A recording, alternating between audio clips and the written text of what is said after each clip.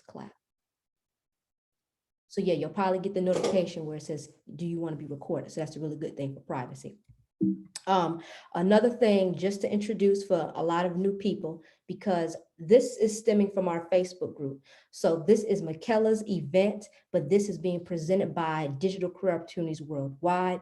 That's the Facebook group with almost 6,000 media professionals. So I'm so glad that you are here, and you all do not need the whole spill on that. But before we get started, what I want to do is an icebreaker, okay? So you have a job for me. I need you to put where you are currently located and your current position right now. So if you say, Kamara, I'm freelance, put that in there, and I'm from West Palm Beach. Miss Galen Stewart, I know about her. She was a former news director in Mississippi, and now she's the assistant news director in West Palm Beach. That's a really good thing, and she's on this as well. So that's what I want you to do in the chat for me, please. I see some people in there.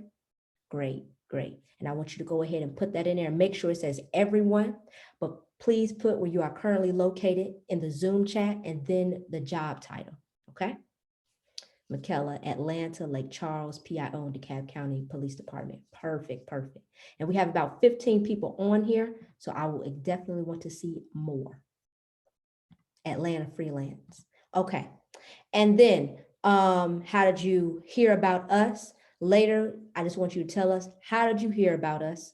And then also with DCOW, we have multiple events. So this will be the beginning of something new. That is all I'm going to say. That is all I have been directed to say.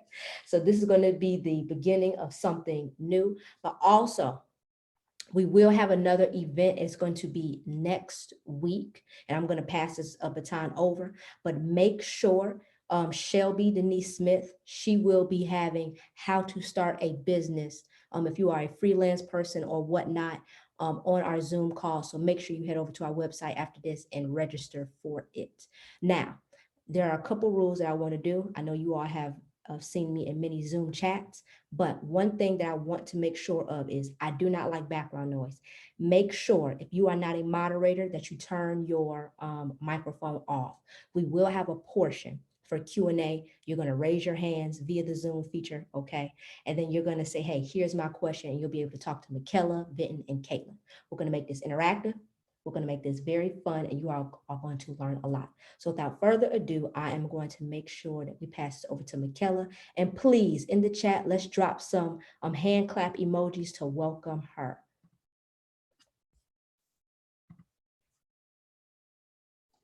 Good morning, good morning, good morning.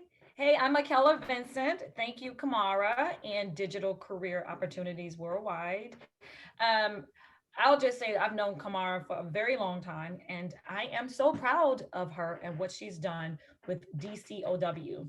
I've been on quite a few panels with Kamara, and this is just an extension of that. And this time I brought along some of my friends, some of my journalists, friends who are now in law enforcement, if you will. So I'll just give you a little quick background about myself. Again, I'm Michaela Vincent. I'm originally from Lake Charles, Louisiana, and I am a graduate of the University of Louisiana at Lafayette. I have a degree in TV journalism, and so I worked in PR, I worked in newspaper as an editor, writer, blogger, videographer. And then I was a TV producer in KLFY TV 10, which is in Lafayette, Louisiana. And when I had the #1 show, and that was just a great experience. And then I moved to Atlanta. So I moved to Atlanta and dabbled in PR for a bit. And then I got on with CNN, which is where I stayed for almost 8 years. And that was a great experience. And with CNN, I did a number of things. I was a member of the Image and Sound production team, where we manage all of the incoming content. I was a writer and producer. I've done a ton of digital stories for CNN and on-air stories for CNN. And then I got a call one random day while sitting at work at CNN about a job with DeKalb County Police Department. And so that led me to being the public information officer where I am now for the DeKalb County Police Department, which is the second largest police department in the state behind Atlanta PD, of course. And I currently work under the leadership of the first female police chief of the department. She's the first female police chief and the first African American police one first female African American police chief. So it's been a very interesting experience. And I have Caitlin Jett here and Vinton Blandon, and I'm going to pass the torch to Caitlin, please, if she could just introduce herself. Hey, can y'all hear me? Okay, I'm Caitlin Jett. I am 27 years old. I'm the youngest on this panel. I graduated at the University of Georgia, Grady College of Journalism and Mass Communications 2 years ago in 2019. I started at a local newspaper. I live in Athens. I started at a local newspaper in Covington. And then now I'm still in Newton County. I work at the sheriff's office there now. So was a year at a local newspaper, and I've been about a little over a year at the sheriff's office. And Great, thanks. All right, Vinton. Hey, good morning, everybody. I'm Vincent Blandon. Thank you guys for the wonderful introduction. Thanks for setting up the foundation, Kamara. So my name is Vincent Blandon. I think we're saying our age, so I'm 42 years old. I'm in St. Louis, Missouri. Pardon my attire, I'm at an NFL football camp today, so I double booked, but I'm glad to be here with you all to talk about this. My background is really 27 years in broadcast TV. I was an assignment editor in DC and Baltimore over the span of 7 years. From there, I went to reporting, and I started reporting in 2003 in Charlottesville, Virginia, went to Charleston, South Carolina, Huntsville, Alabama, Birmingham, Alabama, St. Louis, Missouri.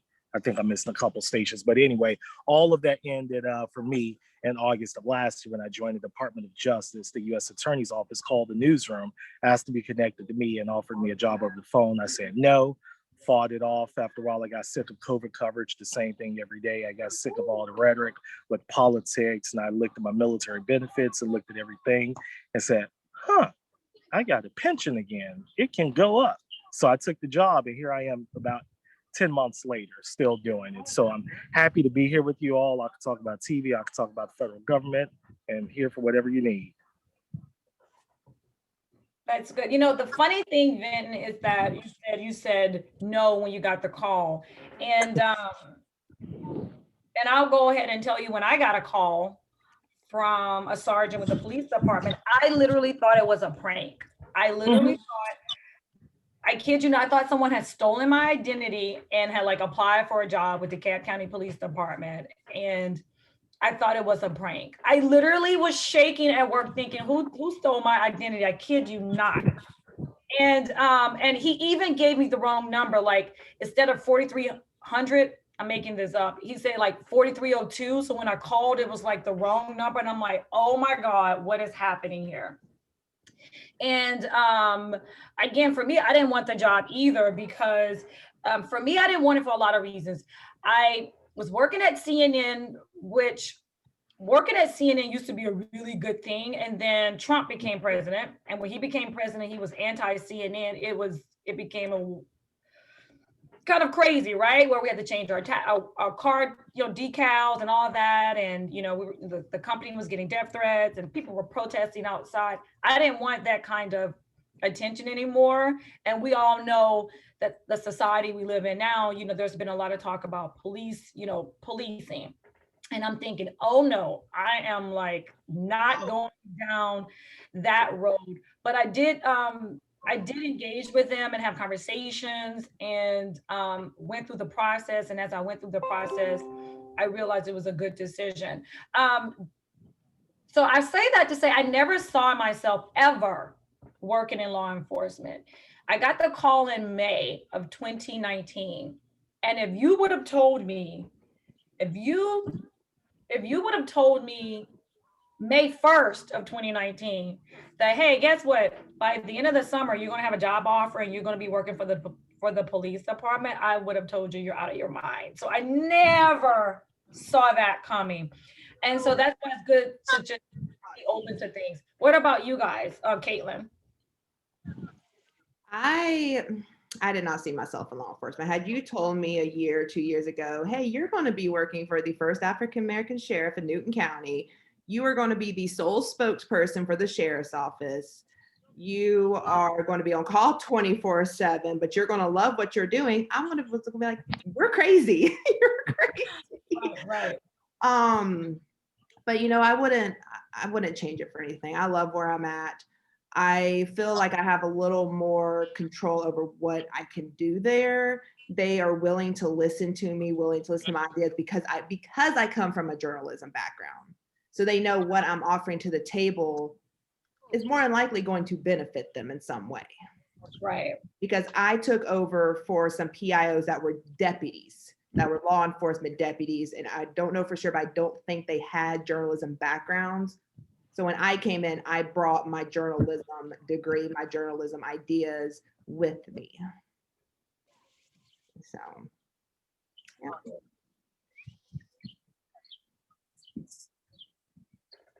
I'm sorry, Vinton, did you say something?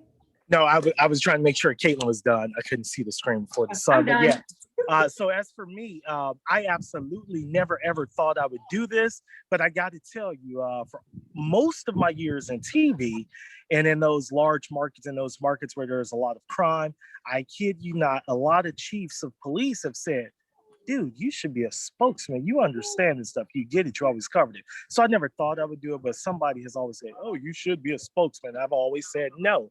But the way this came about, much like you said when you thought it was a prank call. So I got the call. I just thought it was pretty bold for the U.S. attorney himself. Hi, Vincent. We wondered, can we have lunch and talk to you? I was like, no. Oh, it's a story. What's up? He's like, yeah, sure, meet. So we met, and I was like, oh, how do you know me? You know, apparently he knew some people in 3 other markets. I've worked in government and he referred me, but I never thought I would do it. And do I regret it? I don't regret the change. It was hard for me because I am the biggest TV nerd. I study TV stations like we did baseball cards. We did, I could tell you, GMs, news directors, call letters, ownership groups. And I don't know how I learned that over the years. Maybe it was from the desk, but nobody in the world thought I would leave TV. And it was so hard when I did it that I actually stayed 3.5 months extra on the job to help them find somebody. Now I know what in the world did I do that for, because unlike Caitlin, I'm not on call. Now, when it rains, it pours. I make my own hours, but I guess on paper it's 8:30 to 4:30, but I come and go as I please. I speak for the U.S. attorney. I understand both sides now.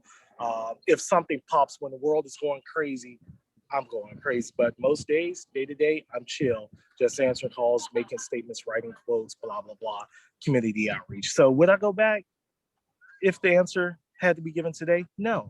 But honestly, deep down, would I consider? I would. But do I think it'll happen? No. So. Yeah, I kind of think it's the same thing for me. It will have, I don't know if I would ever go back. Possibly, it would have to be the right position. It will have to be the right position. If you hear that Michaela Vincent went back to, news, you better believe that position will, I'm changing lives, You know what I'm saying? But again, I would consider it because I really dismissed this job. I dismissed this job in the beginning, and it's interesting how things have changed and my perspective is totally different. And you talk about how you covered all these things.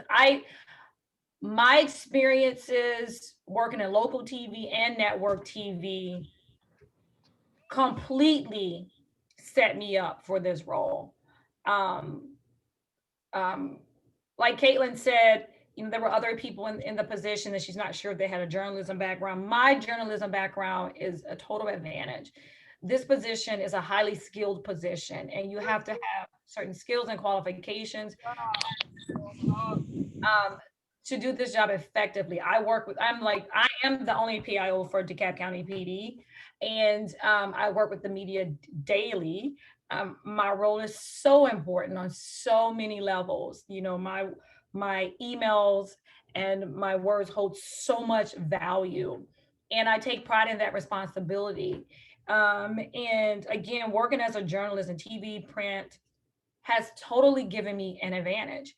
I know how newsrooms operate. So when I'm getting all these crazy emails for information. I don't take things personally. It's business, right? I know they're not coming for me. I know they have deadlines. They have assignment editors that are pressuring them to get information and things like that. And so for me, the experience totally set me up for this. Caitlin, I'm sorry, you said you want to add something?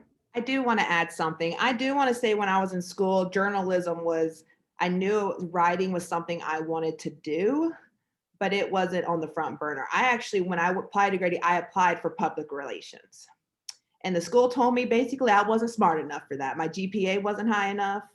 So I went to journalism, and jokes on them because I'm doing public relations now. So, so no matter what you do in school, don't let that determine what you can do once you're out. Because, you know, I didn't have the grades to do public relations, but my career in journalism gave me the open door that I needed for public relations, because I had the sheriff call me wanting me to come to the sheriff's office, because I made that connection with him while I was a journalist.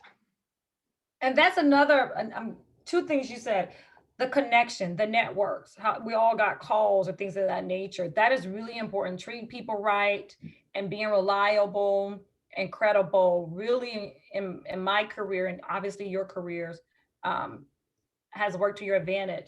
Someone by the name of John Reed asked a question, and if Caitlin and Vinton, if you want to get the question, go ahead, or I can chime in. For someone who does not have the traditional path in journalism, where is the best place to obtain the training in order to obtain the skills outside of the academic environment? Vinton, you want to take that one? Yeah, and I'm moving over because these players are loud. I Sorry can about see it that. in your face. You want to answer that question. I can see it. Oh, I'm glad. See, I can't see anything. The sun is so bright on this field. But yeah, did you say John Reed is the John person? Reed. Mhm. Hey, John, brother John, look, you know what? You as somebody, you as special, you as important, all that, you receive that, okay? Because I will tell you this, and Kamara know, because I think I've known her since 2014, but this will shock some souls. My news, like so many people, I don't have a degree at all. It's not, I don't have a journalism degree, I don't have a hand basket making degree, I don't have a degree at all, excuse me. But I did go to college. I went to Bowie State University for 2.5 years. And I was working for NBC News at the time as an intern. Then they said, oh, dang, he knows this stuff. It was about making networking opportunities, relationships, sitting with the GM at NBC News, sitting with the news directors. I knew it. So when you say non-traditional, that really speaks to my soul, because you can do this. People, they're like, all those awards you got, all these opportunities, how have you done like all that stuff without a degree? It's because I had the tenacity, the persistence, the perseverance. You have to push. When people tell you no, I don't know what you do. I ain't got your background. I can't see it. If you're a student, let me make it up. If you're a high school student, start calling the station and knowing that assistant news director, i.e. Galen, she's on here. Go to West Palm Beach, ask for a tour of the station. I can tell you the first station tour I took was February 1st, 1992. WMAQ in Chicago. To this day, that news director and I are still friends. And I walk through NBC Chicago like I own the building when I'm at home. But those things will get you in the door. Then you ask to go out with these reporters. Hey, can you make the tape? Don't get to know the on-air people. We're the fancy people on there. Get to know those photographers, those editors, because they're the ones who are looking at that tape all day long.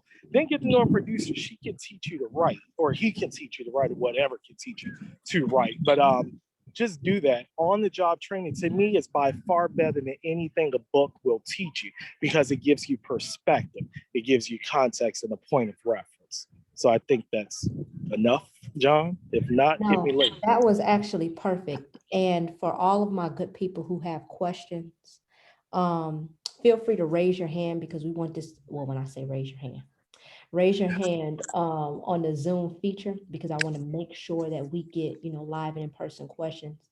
And then John Reed, if you want to, if you're available, because I know some people, they listen while they're doing other things, but if you want to talk to us a little bit about your background, that can work as well. I see some hand raises. John, are you able to talk? Oh, yes. Good morning, everyone. And thank you so much for that encouragement, Vinton. And good morning. Thank you. Yes, as stated, I actually had a background in education. I was a sixth grade teacher for several years, but also had a passion for politics, society, especially in our Black and Brown communities. And I was helping one Black candidate help. It was actually just kind of things kind of matriculated. And I was helping one candidate with their campaign, and they happened to say to me that, the way I was presenting his campaign, he was like, hey, have you ever thought about speaking out on issues within the Black and Brown communities? And I was like, no, I never really thought about it in terms of journalism, because you hear so many different things. And especially where I live here in Prince William County, which is 20 miles south of Washington, D.C. It's the only minority majority county in the state. And so what he said, well, maybe what you should do is start writing stories about it. So similar to what Vincent, what you were talking about earlier, I started studying, television. I started studying news networks, what reporters would do. I would talk with people in the industry. And when you're trying to start something on your own, it was difficult, especially when you're trying to find people in Black-owned publications. So I talked with somebody down at the Richmond Free Press, an editor of the Richmond Free Press, and they gave me some encouragement. So what I did was I created my own online news publication called the PW Perspective, started in 2019. And since then, it has grown. It is, and it was something I did on the side because I was still teaching. But as that started coming to an end, what I started doing, I covered the recent gubernatorial and lieutenant governor races. I've got a chance to talk with board county supervisors, deal with issues, anti-racist publications and things of that nature. And so one of the things I'm really encouraged by listening to your story, and thank you so much for that, is got me the opportunity to talk with people and kind of hone my journalism skills. But I definitely want to transition that into, while I continue to do journalism, into career in public affairs. But I say, well, what's the best way to go about that while still be able to maintain this school in journalism without having to go through the academic path, if that makes sense? Yeah, much of what I just said now, full disclosure, I guarantee you what I did, the police will come after me for stalking today. So it's just different time, because so many news directors and GMs, they're like, yeah, man, you did it. You showed up, popped up at the building, stayed outside. In Chicago, Jenny Jones and Jerry Springer were safe in the building. So I would go to the ticket line and stand there when the security came out. They would know me every day. I swear to God. They'd be like, hey, young man, how you doing? Hey. Eventually, they let me in the lobby, and that is when the news bug bit me, because the lobby was right next to the Channel 5 newsroom. And then I moseyed on into the newsroom. So I would say be a brat, and shout out to Prince William County. I was stationed at Quantico, but you got so many papers there. You got so many blogs in that town. I use this word loosely. Volunteer, see if they can have you work with them to write an article once a week. Reach out to all those stations. You got the network-owned stations in DC. See if they need some internships. I know internships have probably died down a little bit with COVID and change. And one caveat, you get paid for internships. I didn't get paid for internships, but that's an opportunity. And then network. And if you feel so bold, get your camera. You can do that with an iPhone. Go to some events, Google, find up some events and write some sample articles. Nobody has to read them now, but at least you'll have a portfolio when the newswork say, hey, you got any writing samples? You got any of this? Watch those TVs, blow them up in an email, ask, hey, can I meet you, blah, blah, blah. It's forging a relationship. It might not happen overnight. It might take you a few weeks. It might take you a couple months. It might take a year, but talk to the people, engage with the people. They'll see your heart. If they're a good person, they'll see it. And if it's shady and it's ice cold, they ain't gonna answer you. But just be honest and pure with them and go with it. And good luck. Appreciate that. Thank you so much. Really appreciate it, brother. That's really good. And we have a couple more people who are non-traditional. And Caitlin or Michaela, I am the facilitator, okay? So Michaela is the moderator. But anytime I see where we can engage and jump in, that's what I'm gonna do. We have Dejan. And John, your question was excellent, because Dejan, he is another one of the DCOW members, and he is non-traditional. So we're going to go there, and then we're also going to go to Lisa and see if you have a question. But Dejan, please introduce yourself and ask your question. Good morning, everybody. This is Dejan like the mustard. How you doing, Miss Michaela? I'm enjoying the webinar so far. I had a question for you, Miss Michaela. I'm a piggyback from Mr. John and Mr. Blandon. I did have the opportunity to interview Chief George Turner and Thomas Brown and a few other members of the law enforcement community. I started out as a public relations student assistant at Georgia Piedmont, and that's what fueled me to want to go into doing media like you all are doing from when you worked in the newsroom now to do public relations and communications. So how has that been for you as far as that transition you made from the newsroom to now doing public communications? Okay, well, thank you for your question. Honestly, it was an easy transition because my first job out of college was working for, I actually lived in Atlanta after college for like 2 years maybe, and almost 2 years. And my first job out of college was for a PR agency called GCI Group, which was owned by Gray Global Communications, which at the time was the sixth largest communications company in the world. And so I worked for them like a year and a half before I relocated back to Louisiana. And so I gained a lot of skills working there. We had a lot of corporate clients, intercontinental hotels, which are like Holiday Inn and all of those things, and medical companies. It was great. So that set the PR foundation. So I had those skills. But let me tell you what, working in news and covering police incidents, if you a crime, let's just say crime, Mhm. for me made it easy because I have been reporting on these things, helping to report on these things, producing these things. And when I was at TV10 in Lafayette, Louisiana, I used to work directly with the sheriffs and the police PIOs who were sworn officers. So we worked hand in hand. So I had insight on the PIO role. I mean, back in that time, they would come to the TV station. It was a small city, so they would come up to the TV station with things, and that's when they would drop off CDs, with photos and things of that nature, or surveillance video. So I had relationships with those PIOs. And I'll say that it's interesting how it's come full circle, because even though I worked in PR straight out of college, even though I worked side by side with the PIOs when I was in TV, I never thought I would be on that side. And so at first I didn't realize it, but once I got into the role, I'm like, oh my God, I've been setting up for this role my entire career. I've been setting up for this role my entire career. So for me, the transition was was easy, but easier than I thought. I hope that answers your question. Yes, ma'am, it did. It did. All right. Can I chime in a little bit and talk about some of the challenges to it, maybe? Go ahead. Yeah. So what I noticed, and the same thing like Michaela just said, you never realize everything we're doing in TV is setting you up. The first thing I realized, and I'm still 10 months in, I worked too damn hard in news. I was chained to the desk. I had to check in. To this day, I get in trouble because I don't take time off. I get in trouble because I'm always trying to get feedback. Most of us in the newsroom, we go and we have a morning meeting. We talk about what's going to be done. We get 15 check-ins from the assignment editor, and maybe the deuce will hit us up, say the news director wants to an update on the story. We feel compelled to report in, to check in. There's no micromanagement in what I do. So that is the challenge for me. I always like, hey, U.S. Attorney, so yeah, I sent this out. I made this post. It's got 13,000 shares. It's only been on 7 minutes. He's like, oh, cool. I was like, that's a big deal.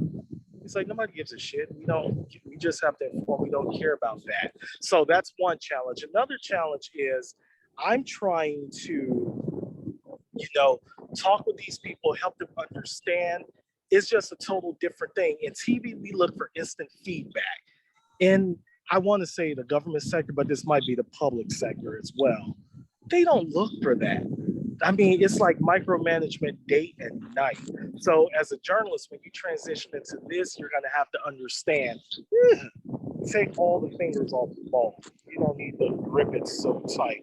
It's just a job. I just created an internal communications policy for the DOJ for this district. And then I had 3 months to do it. I did it in a week for my first draft. It was done in about 3 weeks. And they were like, you had time to do this. I said, oh, really? So TV people, we have to understand and relax a little bit and do that when we move. So that's the biggest transition, how to let go. And then finding that balance, understanding everything is not instantaneously. And it's okay to not pick up the phone. It's okay to not, you don't have to explain yourself or defend yourself. So that's all I got. I'm going to piggyback off him too. My brain at work goes 150 miles per hour. I don't know how to slow it down because I'm used to deadlines. I'm used to having to get something out 10 minutes after I hear it. And it blows people's mind at the sheriff's office that I can have something on the sheriff's desk or on someone's desk being ready to go out 15 minutes after they tell me about it. And so, people have told me that I work too hard too. I just don't know how to slow it down because that's all I've known is to go. I can attest to that, Caitlin. My chief always say, Michaela, you move so fast, you move so fast, you move so fast. And I move fast. When I worked for TV 10 as a TV producer, that changed my entire life because every day was a daily deadline. So I came in at 2 and I had to get this done by 4. And then I made sure I ate at 5 and I had to be back at the station if I left at a certain time. I still operate on deadlines in my daily life. That's just how I operate. I'm like, I got to get this done by 10 o'clock. Boom, boom, boom, boom, boom. I am not used to taking lunch breaks. At CNN, we kind of just work through our lunch break. The police, they take lunch breaks. I'm like, where are y'all going? We're going to lunch. I'm like, going to lunch? What's that? I'm like, I work through lunches. And so I'm just getting to the point where I'm making myself stop and take a lunch break, if you will, even if it's downstairs in my kitchen. But daily deadline, working really fast, turning things over really fast, that's all that I know. And again, my chief always say, oh, Michaela, you move so fast, you move so fast. That's what I'm used to. It is an advantage on a professional level, but on a personal level, it can be a disadvantage because I wasn't used to stopping and taking the time to breathe or eat. Really? I can sit in front of my work computer and work until 4 o'clock. And then I'm like, oh, I didn't eat today because I'm so used to grinding.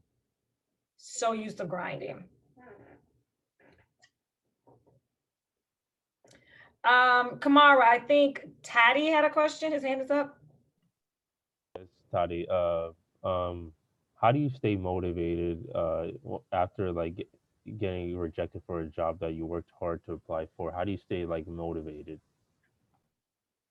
or jobs in general? And Toddy, if you can tell people, because I know that you have been on this track for a while, and one of the things I do want to say is all positions, of impact just don't have to be in the newsroom.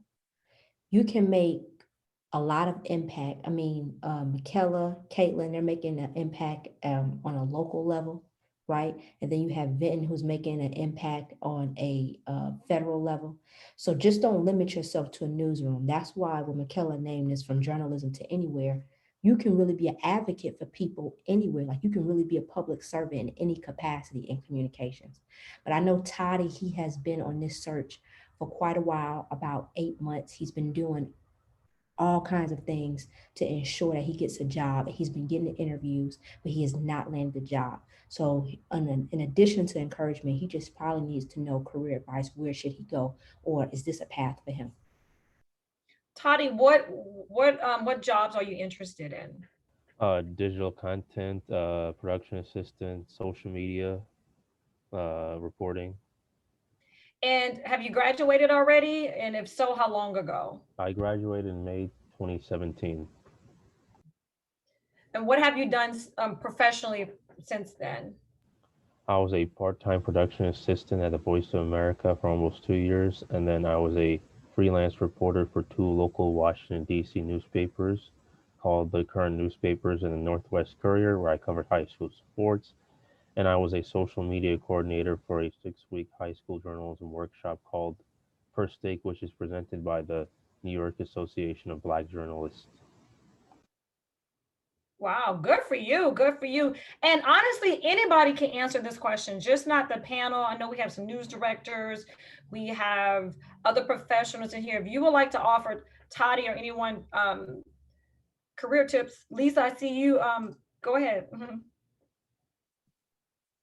Hi, everyone. Again, happy Saturday. And Toddy, is it?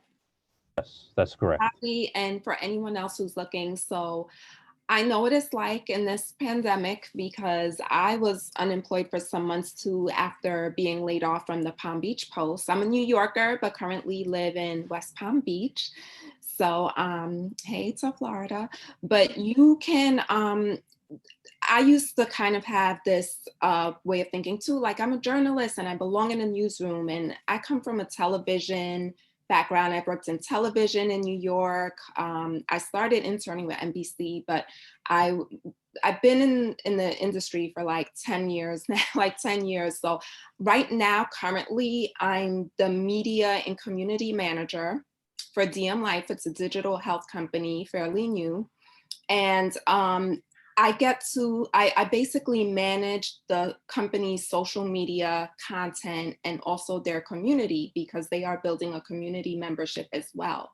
So there's a lot of jobs now that are kind of, they're in need of like a social media person, whether it's for a police department, public affairs, a nonprofit. I've seen a lot of nonprofits. I'm fairly new in my role. I've been in my role maybe like 2 or 3 months now.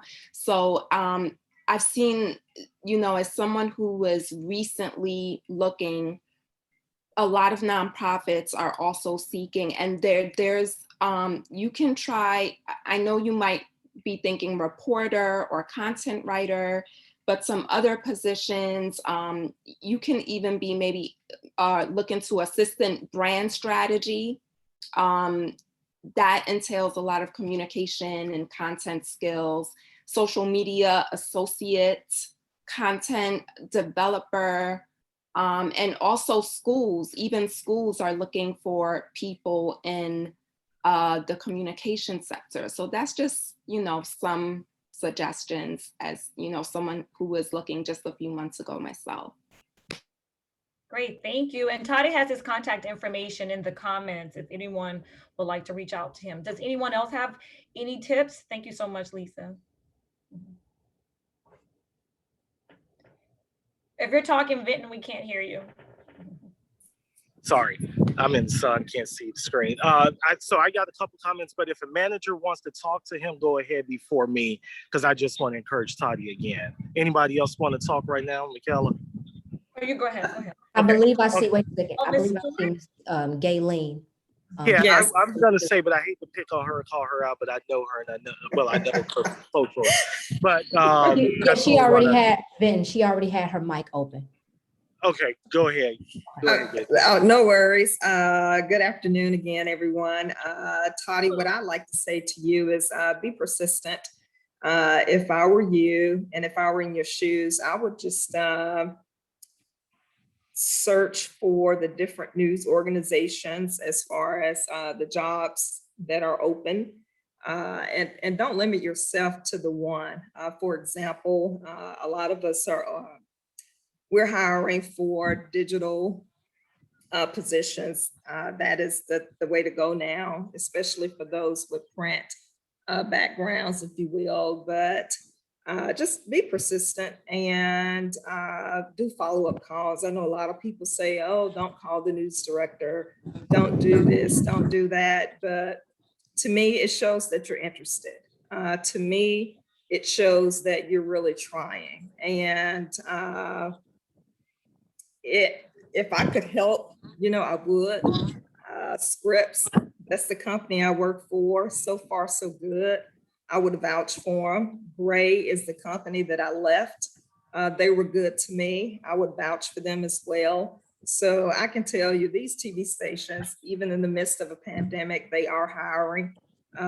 Be persistent. If you're flexible to relocate, that option is available. And even now, what we've learned is that we're working from home. And while I can't speak for every company, and I can't even speak for Scripps. I'd be a fool to do so, but you may find yourself in a position where you may be able to work from home. So be persistent, do those follow-up calls, and just know that it's okay to, check in, if you will, to check on the status of your application. Yeah, and I want to vouch for what Galen just said because Scripps just pulled 2 people from a former station, KMOV. They work for the national, I think they're going to be doing some of the national stuff, but they're here in St. Louis doing digital stuff right now, hadn't even stepped foot in the Scripps property outside of the interview, but they got all their stuff shipped to them here in their offices here for some of those other stations across the country. But Tanya, what I was going to say is, I hear you in these rooms, and it's starting to take a toll on me. I wish I was a news director to give you a job. I wish I was an EP, because one thing, like I say, your tenacity and persistence is there. But what concerns me, we might need to talk offline, because you seem, at least on the surface, to be doing what is necessary. You are a graduate. You're not begging and beating on the news director's door to let you on TV. Everybody wants to be on TV, they say. So the fact that you are having a tough time to get something off the screen, behind a computer screen or a laptop, to type for a website or whatever, it blows my mind. So we need to chat somehow. I don't think I have the real answer, but connect with me and we're going to do a mock interview. You've got to be, if there's a checklist, you got to be hitting 8 out of 10 and just bombing really bad on one thing. And I don't say that to offend you. I hope I'm not. But you need somebody in your corner who's going to tell you the good, the bad, and the ugly.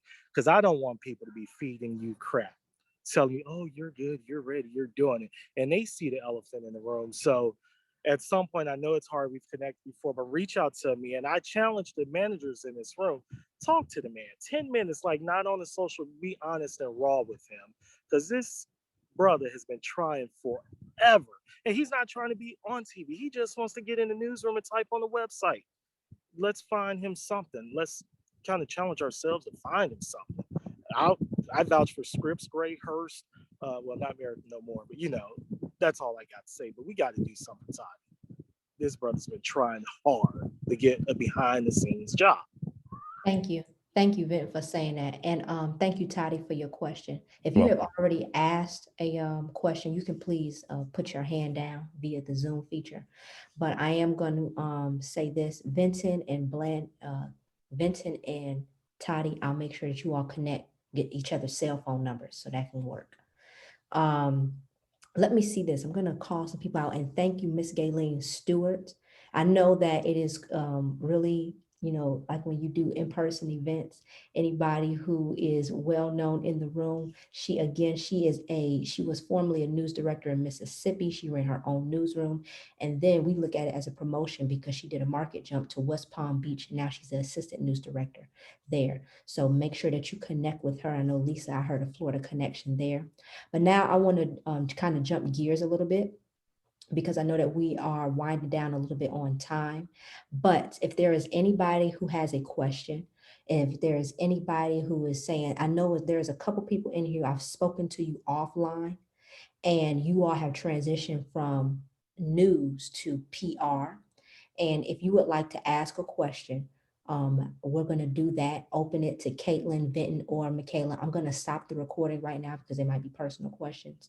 But now the floor has now been open, and we are going to keep these questions about 1 sentence, and then we'll also keep the answers short as well. So I'm going to stop the recording.